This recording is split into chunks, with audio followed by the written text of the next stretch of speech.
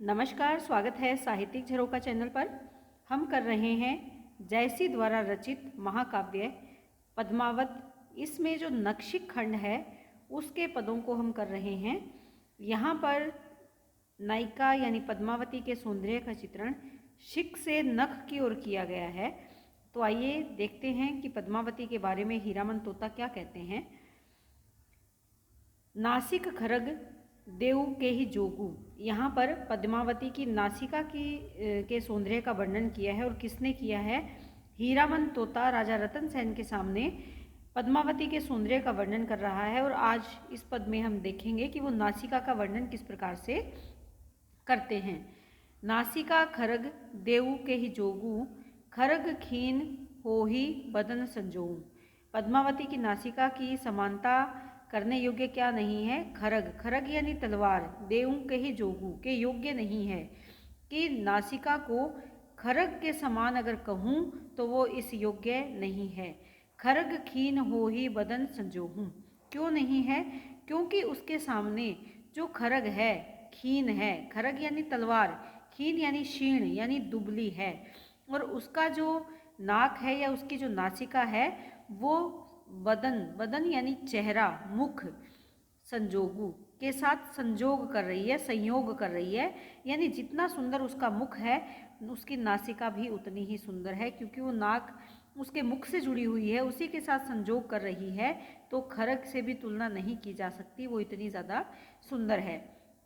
नासिक देखी लजानेऊ सुआ, कि नासिका को देखकर लजानेऊ, लजानेऊ यानी लज्जा आ जाती है। किसको? सुआ। सुआ कौन है? तोते को भी, क्योंकि तोते की नाक सबसे सुंदर नाक मानी गई है उपमा देने के लिए। तो यहाँ पर वो कह रहे हैं कि पद्मावती की नासिका को देखकर सुआ यानी तोता भी लज्जित हो जाए। सूक आई बेसरी होई उआ। बेसरी यानी एक प्रकार का जो नाक में पहने जाने वाला आभूषण है उसे बेसरी कहते हैं। उआ यानी उदित हो गया। यहाँ पर वो क्या है कि उसकी जो नाक है वो अत्यंत कोमल है और उसने जो आभूषण पहन रखा है उसको देखकर ऐसे लगता है कि कोई नक्षत्र उदित हो रहा है, या शुक्र नामक जो नक्षत्र है, सूक आई, शुक्र आ गया है। बेसरी को देखकर ऐसा लगता है कि शुक्र नामक जो नक्षत्र है वो उत्पन्न हो गया है, उसी के समान वो नाक का जो गहना या आभूषण है वो सुंदर लग रहा है। सुआसो पियर हीरामन लाजा, उसको देखकर कि हीरामन, हीरामन जो तोता है स्वयं के लिए कह रहा है कि हीरामन तोता भी पद्मावती के नाक के सामने सुआ यानी सुआ जो तोता है वो भी लज्जित हो जाता है। किसके सामने? पियर, पियर यानी पीला पड़ जाना, लज्जित हो जाना। पीला पड़ गया हूँ उसकी नाक के सौंदर्य के सामने। औरों भावों का बरो नो राजा, औरों का अब मैं क्या वर्णन करूँ? औरों भाव यानी दूसरों के भावों का, भाव यानी भावों का वर्णू, क्या वर्णन करूँ राजा? राजा रतन सेन से वो कह रहे हैं कि जब मैं स्वयं हीरामन तोता ही उसके सामने पीला पड़ गया हूँ लज्जा के कारण, तो मैं औरों के भावों का यहाँ पर क्या बखान करूँ? सुआसो नाक कठोर पंवारी, कि सुआ की, तोते की तो नाक कठोर पंवारी के समान है। पंवारी होता है छेद करने के लिए जिस औजार का प्रयोग किया जाता है, तो वो तो उस औजार के समान है। यानी कहीं पर भी छेद करने के लिए जिस तीखे औजार का प्रयोग किया जाता है वैसी किसकी नाक है? तोते की या सुए की नाक है। वह कोविल तिल पुहुप संवारी, वह कौन? जो पद्मावती की नाक है वो कोमिल है, कोमल है। किसके समान कोमल है? तिल पुहुप, तिल की कली के समान कोमल है। तो यहाँ पर वो बता रहे हैं कि जो पद्मावती है उसकी नाक पुहुप यानी कली संवारी के समान है। किसके समान सुंदर है? तिल की कली के समान सुंदर है। पुहुप सुगंध करही यही आशा, तो यहाँ पर वो क्या कह रहे हैं कि उस कली से जो सुगंध आ रही है इसी आशा में मकू हिरगाई लेई हम बासा। बासा अर्थात सुगंध, हिरगाई यानी पास रख लेना, लेई ले लेंगी। उनको आशा है किसको? जो तिल के समान जो कोमल कलियां हैं, या तिल की जो कोमल कलियां हैं जिसके समान उसकी सुंदर नासिका नजर आती है, उसको देखकर उसे उन कलियों को ऐसी आशा है कि वो हमारी बास यानी हमारी सुगंध ले लेगी। कौन ले लेगी? पद्मावती। कि पद्मावती हमारी सुगंध को लेकर वो हमें हमारे पास रख लेगी। अधर दसन पर नासिका शोभा, उसके जो होठ हैं और उसके जो दांत हैं उसके ऊपर सुंदर नासिका शोभायमान है, सुशोभित हो रही है। दारिव देखी सुआमन लोभा, दारिव दारिव होता है अनार, अनार के दाने के समान, या अनार की दारिव यानी अनार को देखकर जैसे सुआ तोते का मन डोल जाता है, लोभ आ जाता है, उसी प्रकार यहाँ पर नासिका के रूप में जो तोता है दांत रूपी अनार को देखकर ऐसे लगता है कि मन में लोभ भरकर वहीं पर बैठ गया है। यहाँ पर जो तोता है वो कौन है? पद्मावती की नाक है। और दारिव क्या है?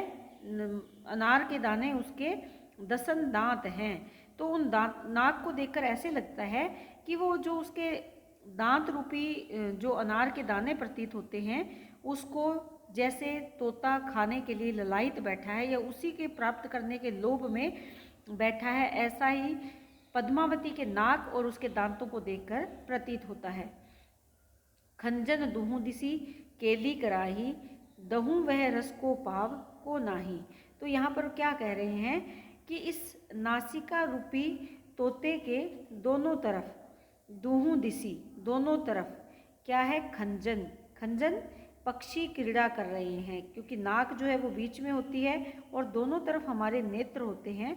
तो ये जो नेत्र हैं ये क्या है? ये खंजन पक्षी हैं। जो नासिका है वो बीच में है और दोनों तरफ अगर हम देखें तो खंजन पक्षी क्रीड़ा कर रहे हैं। यह ज्ञात नहीं दूँ वह रस को पाव को नाही, ये उनको ज्ञात नहीं है कि वो उस सौंदर्य रस को प्राप्त कर पाएंगे या प्राप्त नहीं कर पाएंगे। तो यहाँ पर नायिका के सौंदर्य का वर्णन किया गया है, उसके नासिका के सौंदर्य का वर्णन किया गया है। यहाँ पर ये दोहा दिया है, क्या कहते हैं? देखी अमीय रस अदरही भये नासिका कीर, पवन बाव पहुँचावे अस रम छाड़ने तीर।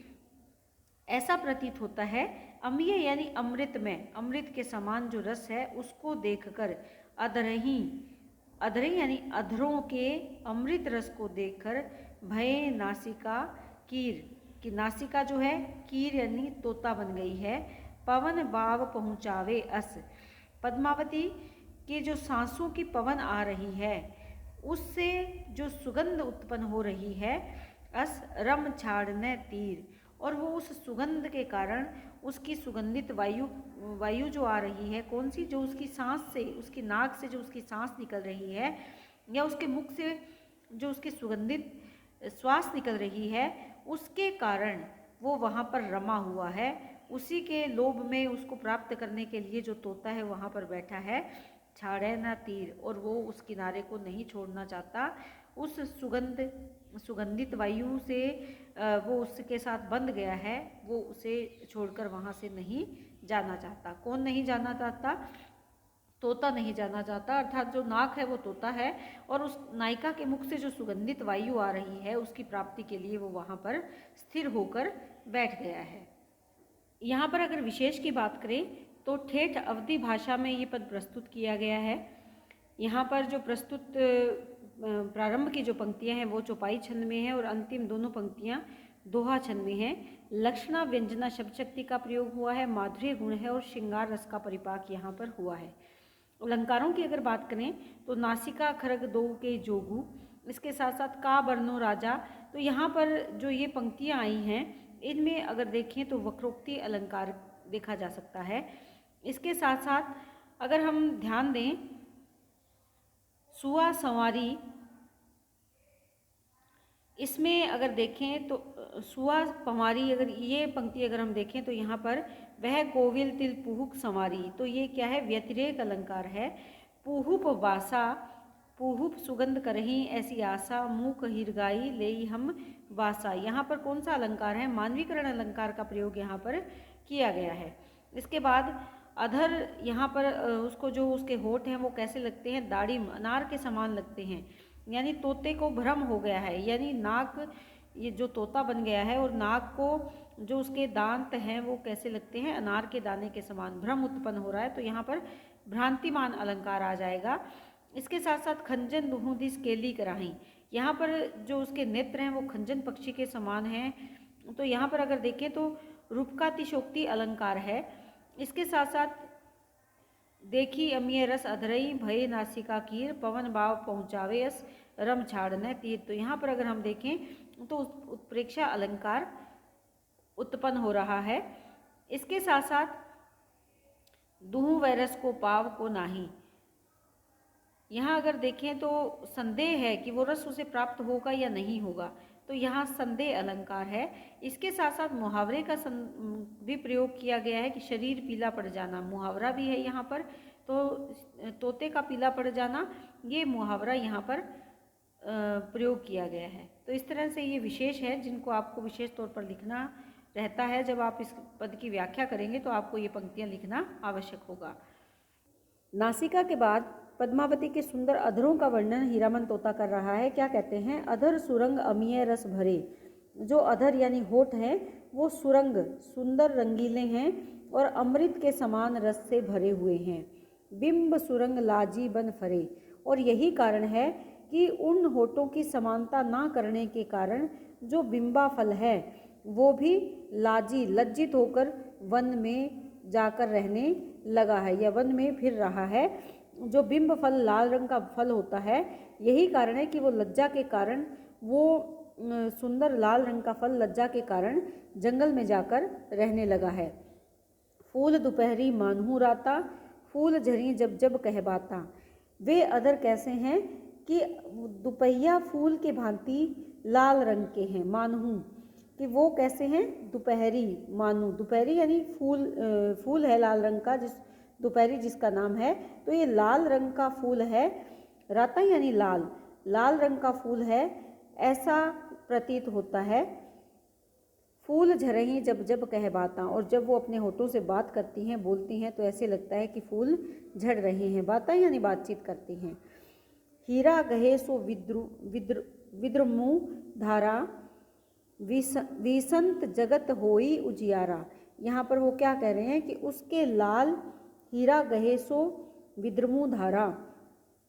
विद्रमु से तात्पर्य क्या है, मूंगा से है। मूंगा जो एक पत्थर होता है या एक रत्न होता है लाल रंग का, तो यहाँ पर वो उसी के बारे में कह रहे हैं कि हीरा धारण कर रखा है विद्रुम धारा ने।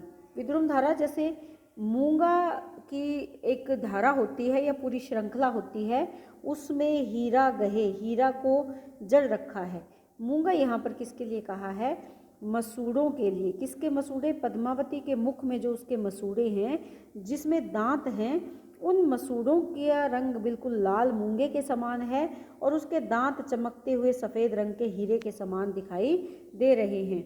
विहंसत, जब वो हंसती है, जगत होई उजियारा, तो उनके वो इतने सफ़ेद हैं कि जब वो हंसती है तो सारे संसार में उजाला हो जाता है, प्रकाश फैल जाता है। भय मंजीठे पहने रंग लागे। मंजीठे से तात्पर्य क्या है, गहरे लाल रंग का, पहने यानी पान, पान का रंग लगने से जो अधर हो गए हैं, भय हो गए हैं। कैसे हो गए, गहरे लाल रंग के या मंजीठ रंग के हो गए हैं।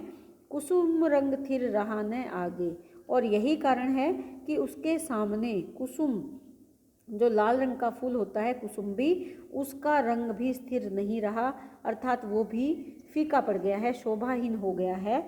अस के अधर अमीय भरी राखे। इतना ही नहीं, वे जो अधर हैं वो कैसे हैं, अमीय अमृत रस से भरे हुए हैं। अस के कि अब और क्या कहूँ, वो जो होठ हैं वो अमृत रस से भरे हुए हैं। अभी अछूत ने काहू चाखे, और अभी तक वो अछूत है, किसी ने उसको स्पर्श नहीं किया है, किसी ने उसके रस का पान नहीं किया है।